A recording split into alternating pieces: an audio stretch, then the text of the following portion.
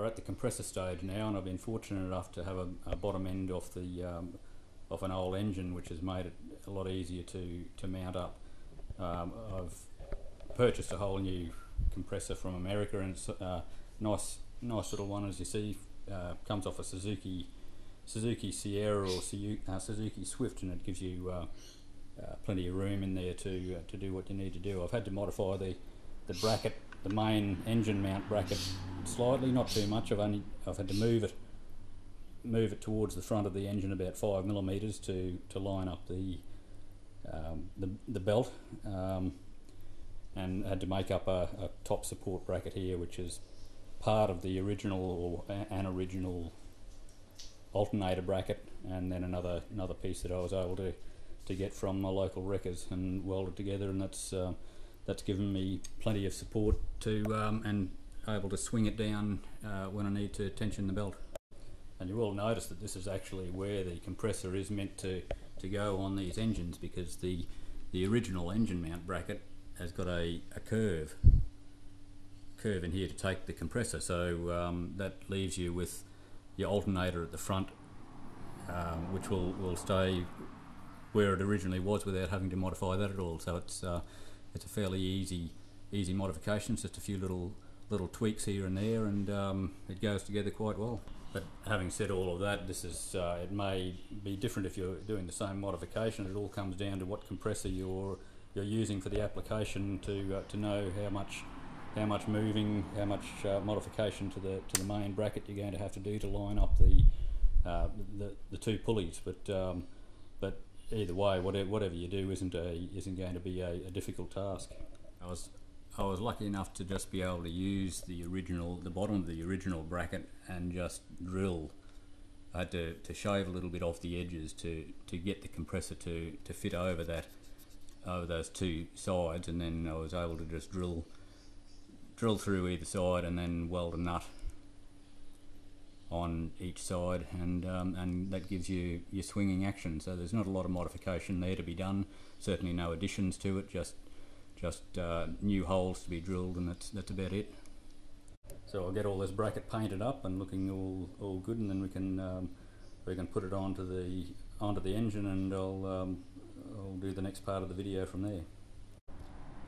Do yourself a favour when you're doing any of this work on this bottom crankshaft pulley. I've put an access hole through the inner guard and the inner chassis so that I can get a 17mm socket straight onto the bottom crankshaft, and I'll show you how that's done. We go up underneath here, because the hole's a little bit out of line.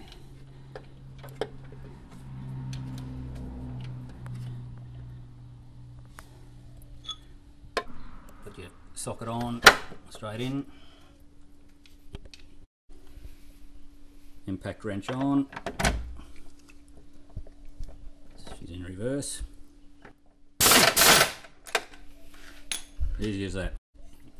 Take your socket off.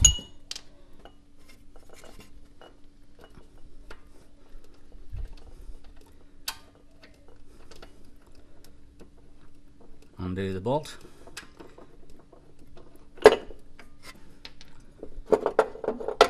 And there you have it. Okay, well, I've got the compressor mounted in place now, and it all looks as if it's lined up pretty nicely. It was very fine up against this water pump pulley. Kick it over and see what happens.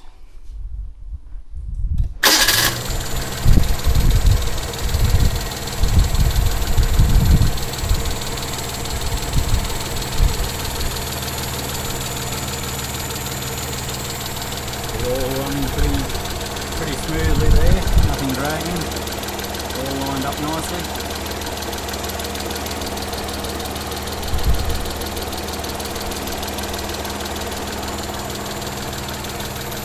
So that's a success. Okay, well, I've mounted the receiver dryer on the front here. There's not too many options for where you can fit this one. I've just used a spare coil bracket and bent it appropriately to mount onto the under the headlight there.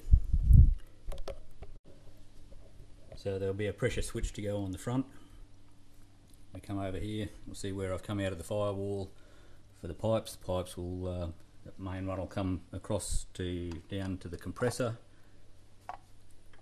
From the compressor around to the top of the condenser, out of the bottom of the condenser up to the bottle, out of the receiver dryer bottle back around and around to the bottom of the evaporator again, and that's the complete circuit. I'll just mention, I'll come back around here to the condenser. This is the original Charade condenser from the original system. I had to shift this top pipe or change it. It was originally facing the other way, so I've had somebody re-weld that so that it can go in the other direction. Nice neat fit in there, and the original thermo fan for the Mightyboy will operate. It originally had a fan on the front, but there was no room for that, so I'm using just the one thermo fan to cool both radiator and condenser. So that should be enough for that. It blows through there quite well. So I'll get it all plumbed up, get all the hoses and fittings made up, and we'll go to the next part of the video.